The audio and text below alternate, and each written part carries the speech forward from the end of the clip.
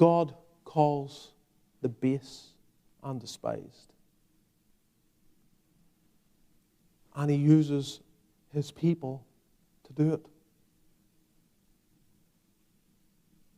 So if we don't eat with publicans and sinners, I'm not talking about going to where they go when they're going and engaging in their sin, going to places where we would be aligning ourselves with their worst possible habits. I'm not talking about that, but to invite them into our homes, to reach out to them, to see them when they come and perhaps sit in our pews and to make a beeline for them because we'd actually want them to be in our home that afternoon.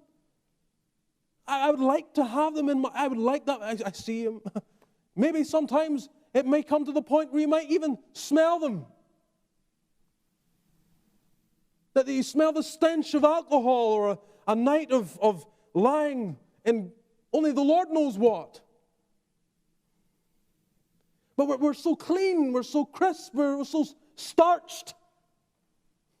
We can fall into this. Why would anyone give themselves to this? But this, beloved, this is the heart of God. Christ is reflecting the heart of God. He came not to call the righteous or those that believe themselves righteous, but He came for those who were sinners.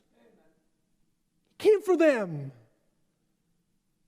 And the call of the church is to go after such, to recognize the despised and the base, and to reach out and tell them of Christ, the message of the gospel. We don't want to be part of these sectarian individuals. And listen, when you start doing this kind of thing, when you give yourself to this kind of ministry, just like William Booth, you're going to be criticized. You often will be. You will be. You go after a certain subsection of the community. You're burdened for them. And all anyone else can think about, well, are they legal or illegal immigrants? And you start thinking like that, and think, here's all the reasons why we shouldn't be involved. God have mercy on us.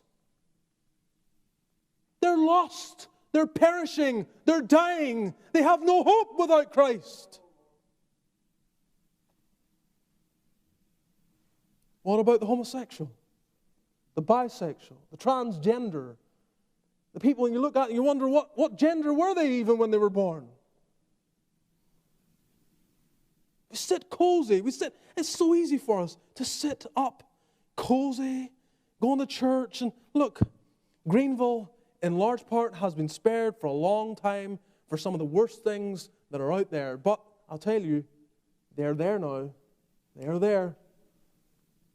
Whatever the cities have in some form or other, they're here in a smaller way, a smaller percentage perhaps, but they're here in Greenville. Do we see them? Do we come face to face with them? Do we ever meet them? You're in places I will never be. You meet people I will never meet. And I wonder what kind of a spirit we have. What do we reflect? Where do we show the love of Christ?